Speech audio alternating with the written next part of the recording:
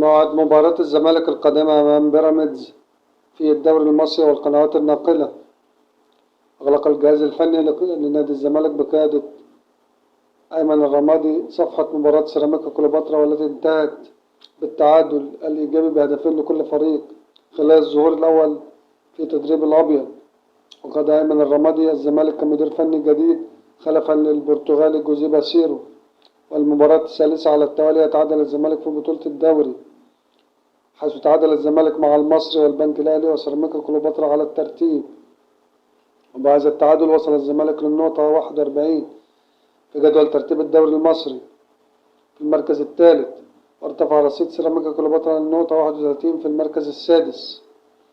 موعد مباراة الزمالك وبيراميدز: يواجه الزمالك بيراميدز يوم الثلاثاء المقبل 13 مايو في تمام الساعة 8 مساء، وتذاع المباراة عبر قناة أون تايم سبورتس، واستضيف اللقاء استاد القاهرة الدولي.